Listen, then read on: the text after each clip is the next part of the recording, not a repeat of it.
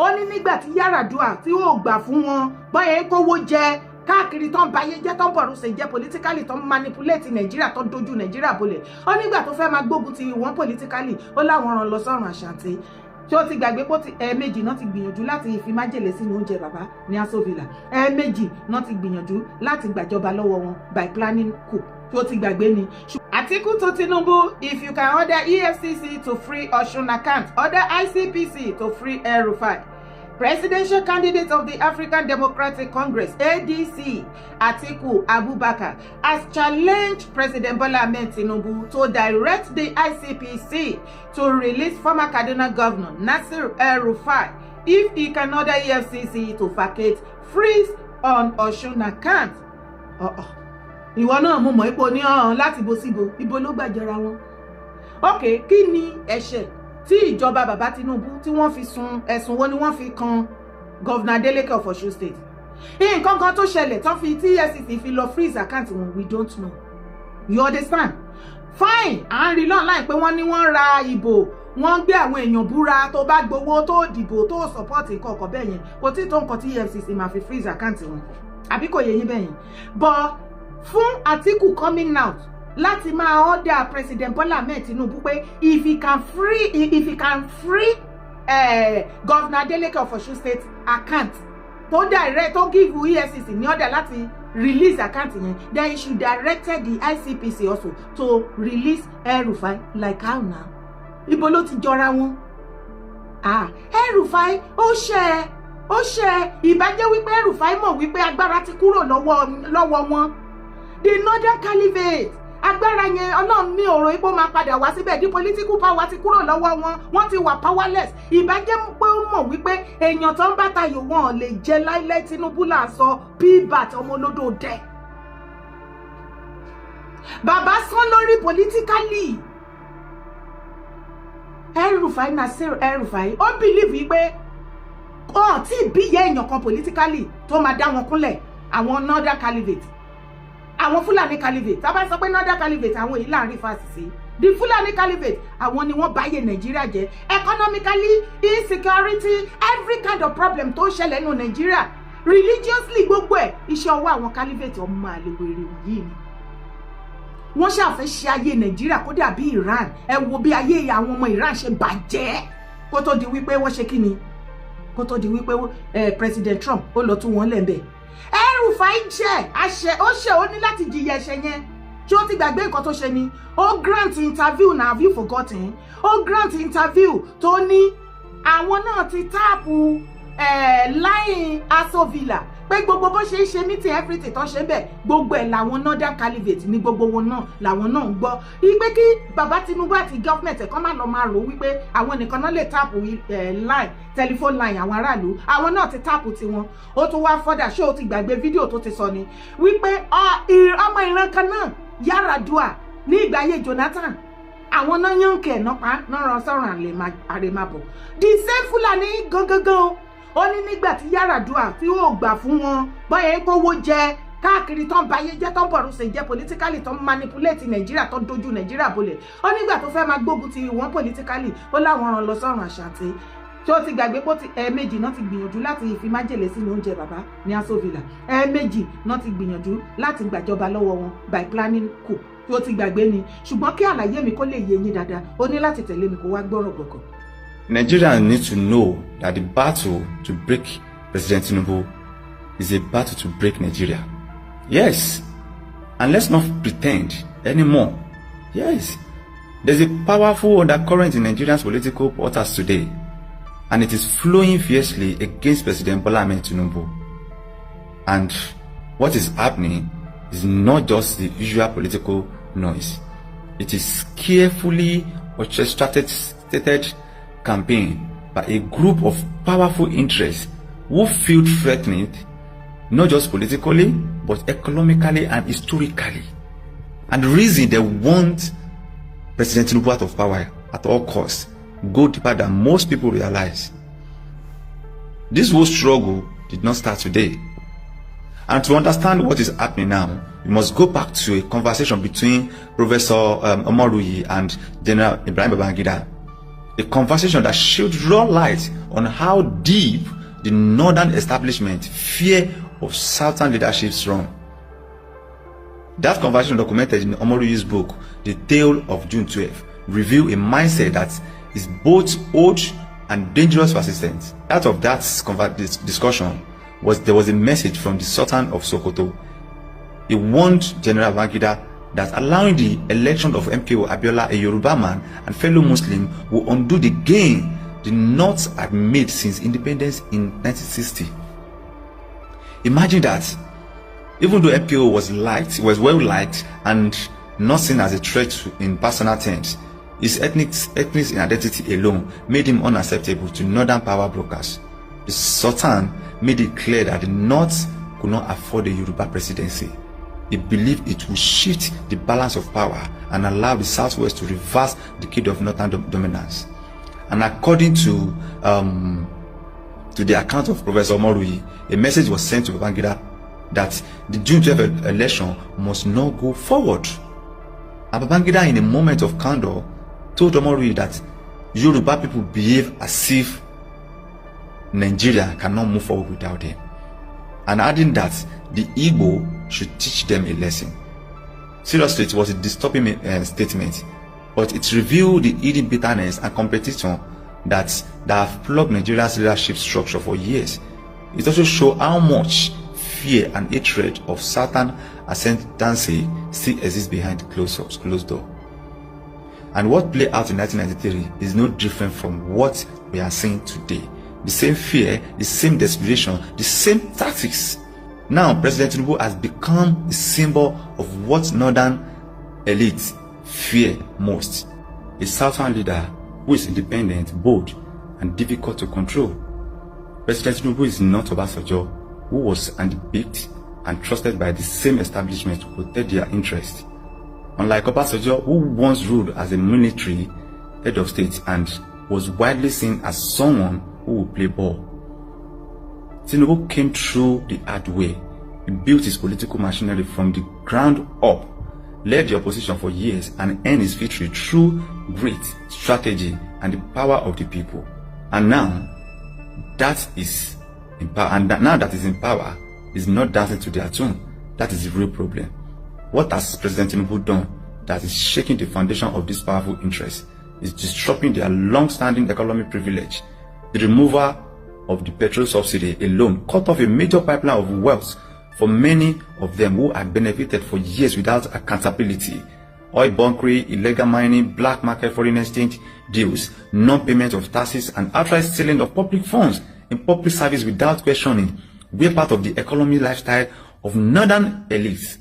These acts were not just tolerated, they were part of an entrenched system of plundering Nigeria.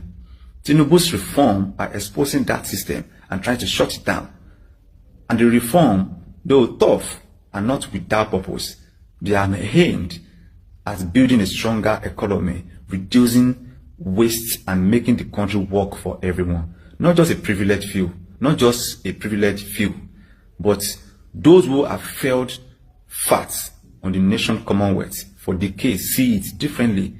To them, Tinubu's policy are not reform, they are threats. They see every policy as a move to dismantle their empire, and they cannot take it. So what are they doing? They are regrouping coalition. They are calling on their best 11 political heavyweights, media propagandists, religious leaders, and ethnic champions. They are aligning with angry politicians, including those from Southwest who lost out in the last election. They are funding protests, sponsoring misinformation, and showing discontent. And they are trying to present Tinubu's administration, government, as a failure.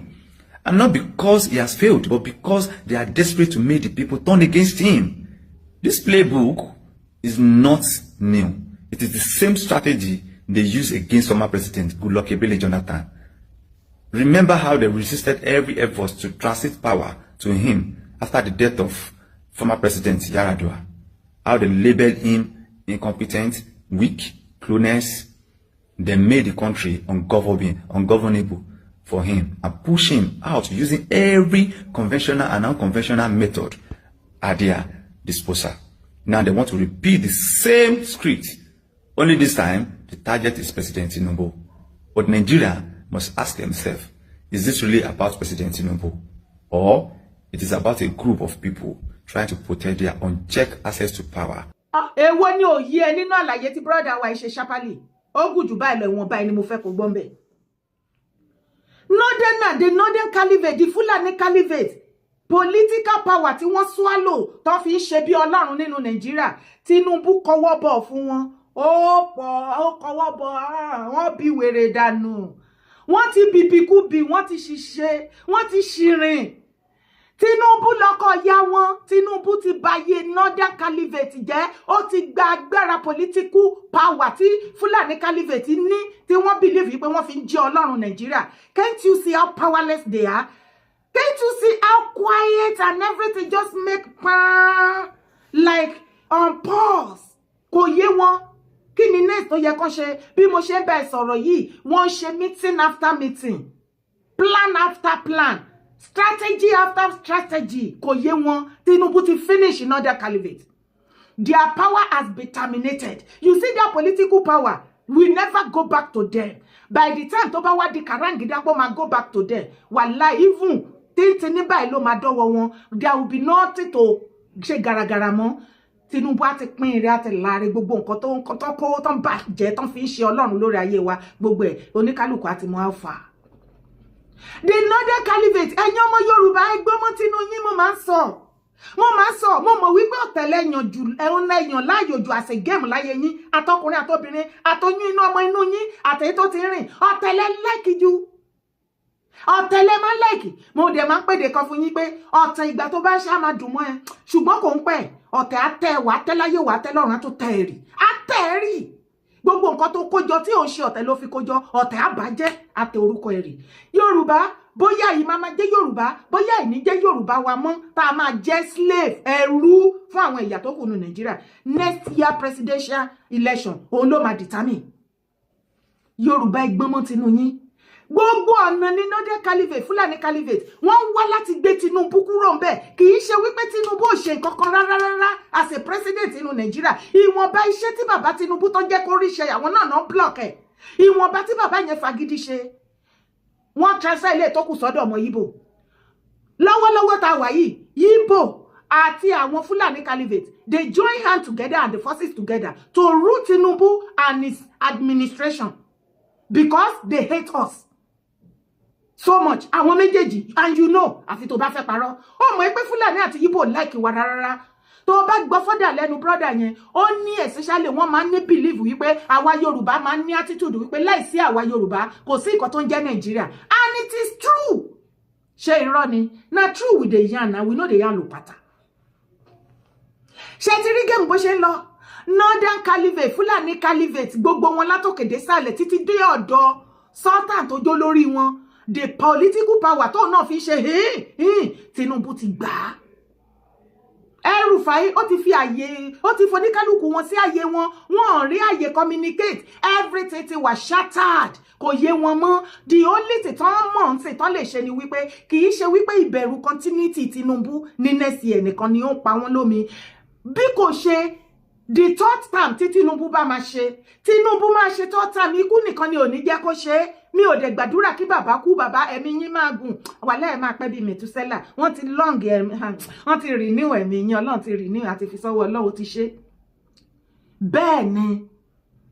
Wọ́n rí wípé tí Tinubu bá continue second time, kí ló fẹ́ ṣẹlẹ̀ gangan? Kí ni Tinubu dá lára tó fẹ́ dá lára? Kò dẹ̀ sí nǹkan tí Tinubu fẹ́ ṣe náà ju wípé kó reform Nàìjíríà. Economically, everything kálí kó ṣe. Bó ṣe ń gbìyànjú sìn tí wọ́n dẹ̀ block ẹ̀, tó ń gbìyànjú tó ń block ẹ̀, àwọn náà block ẹ̀, àwọn náà tó máa bọ́ síta pé Tinubu government ò ṣe nǹkan kan. Ṣé you dey see the game? We in the conjunction with the àwọn ọmọ Igbo. Now àwọn ọmọ Igbo iṣẹ́ tí wọ́n ní láti máa ṣe video propaganda láti fi overpower gbogbo ìwọ̀nba iṣẹ́ tí bàbá Tinubu ṣe, gbogbo ìwọ̀nba reform tó rí ṣe ní ẹnu 4 years yìí. Buhari wà bẹ̀ for good 8 years. Ẹni kí Northern Abosita kó wá sọ fún wa nǹkan tí Buhari ṣe for good 8 years. Ẹni kó ọmọ Igbo Abosita kó wá sọ fún wa nǹkan tí Jonathan bàbá ẹ̀ rí ṣe. Kí ló ṣe sí ọ̀dọ̀ wa?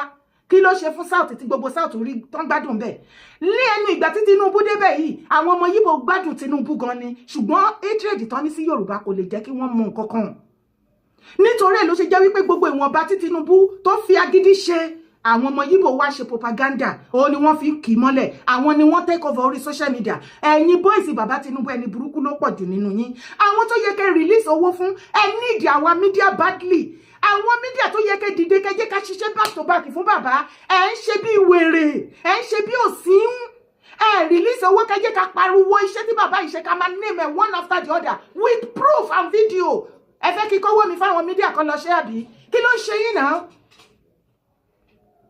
ìwọ̀nba bàbá Tinubu gbìyànjú ọmọ Yorùbá ṣe wá rí ọmọ Yíbò ẹ̀yin ọmọ Yorùbá tẹ ní Peter Obi tẹ gbé sórí mi ò ní sọ pé kẹ́ fi sílẹ̀ ẹ continue ẹ jẹ́ kí àwọn northern caliphate kí wọ́n gbé Peter Obi síbẹ̀ ẹ tí rí ìyà láyé yín ṣé mọ̀ pé ẹ̀yin lẹ máa ń lament jù ẹ̀yin ni ìyà tètè máa ń ká lára gbogbo nǹkan ló máa ń tètè jó yín lára àwọn yẹn wọ́n ti mọ̀ bọ́ ṣe wọ́n ti mọ̀ wé wọn ẹ̀yin ò dẹ̀ ní wé kankan wọ́n ń wé sójà nìyí ẹ try kẹ́ fọwọ́ ara yín ṣe ra yín 2023 ìwọ náà wẹnu lẹ̀kọ́ wẹnu ọkọ́ ọmọ Yíbò hate you like kí ló dé tó bá gbé Satan sílẹ̀ báyìí àti Yorùbá àti Fúlàní wàlẹ́ ọmọ Yíbò á jẹ́ kí Fúlàní terrorist àti Satan á jẹ́ kó máa lọ Yorùbá lákọ́kọ́ pa tí ìdè ipò kọ́kọ́ Peter Obi ò tí become president wọ́n ti lọ Lagos state governor seat mọ́ yín lọ́wọ́ pé àsìkò ti tó táwọn fẹ́ máa jẹ governor wọ́n ti ń là lẹ́yìn lọ́wọ́ pé ẹni láti ṣe báyìí fún wọn ẹni láti ṣe báyìí fún wọn lórí ìbò orí burúkú tán náà ń kó kiri ìbò tán ní táwọn lè fi win táwọn lè fi gbé candidate kan sí one tangible post politically nínú Nàìjíríà ṣé àwọn yẹn lẹ́yìn ọmọ Yorùbá fẹ́ máa believe ọ̀rọ̀ wọn bí o ní láti list sí fídíò yìí dáadáa kí ọ̀rọ̀ yẹn kó lè yé ẹ má ṣe tẹjú bó ṣe yẹ lọ me dey tell you mo ń wọ̀nù yín ibẹ̀ ní kọ́kọ́ là ń lọ mọ̀ tẹ̀lé mi kó wá wọlé náà.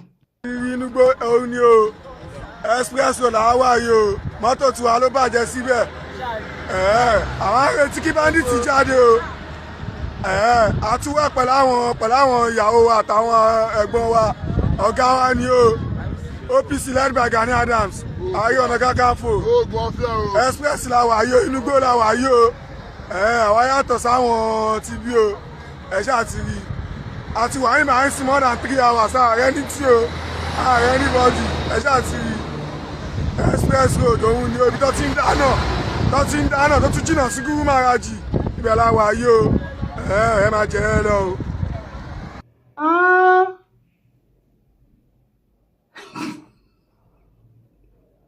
ẹ má bínú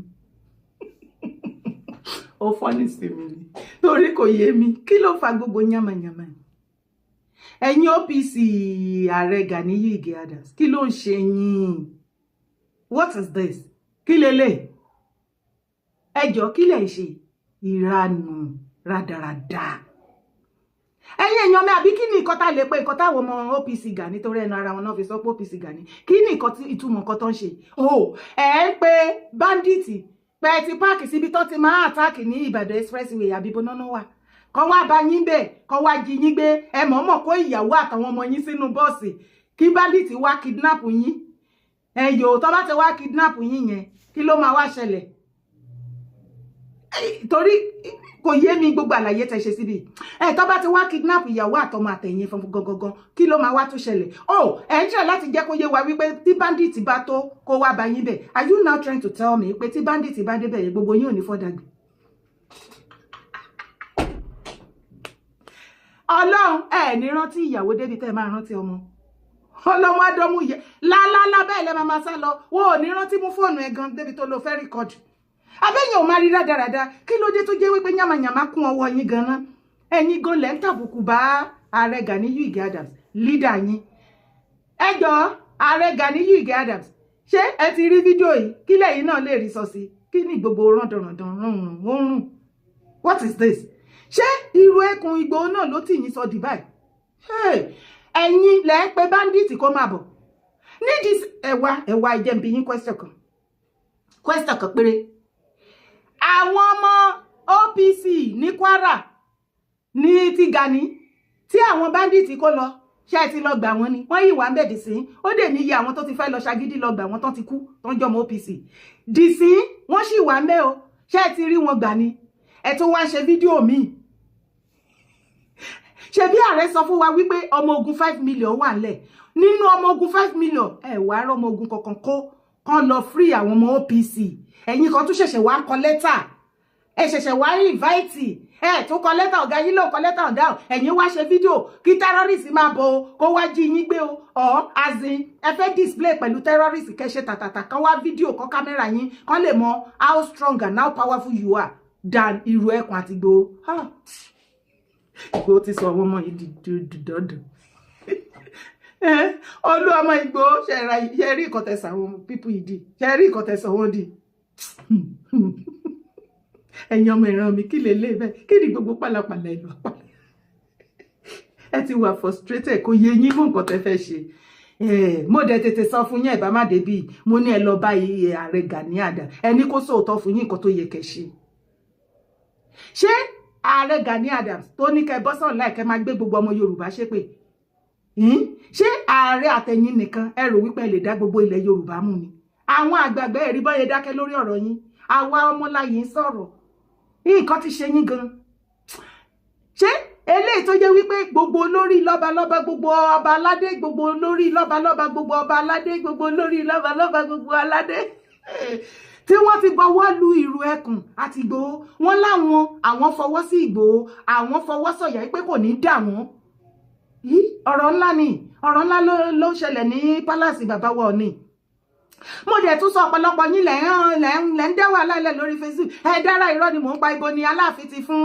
ìrù ẹkùn ní 1 million naira ṣé bí mo tún gbé rìsíìtì síbẹ̀ rìsíìtì náà lẹ́tún yìí wò yìí ẹ lórúkọ bàbá wa Aláàfin Ọ̀wọ̀ Adé direct láti inú àkáǹtì wọn sí ọ̀dọ̀ Ìgbòho ni kò rújú bàbá Aláàfin wọ́n fi 1 million naira wọ́n fi support Ìgbòho ìrù ẹkùn security private group ní ìgbà tí àdìmúlà Oòduà bàbí àdìrìṣà wọ́n máa wá ṣe pàbàmbarì bàbá wá gbé mílíọ̀nù mítà tó gùn gan-an ní 100 mila ó pọ̀ létí hello excuse you àdìrìṣà wọ́n wá gbé 100 mila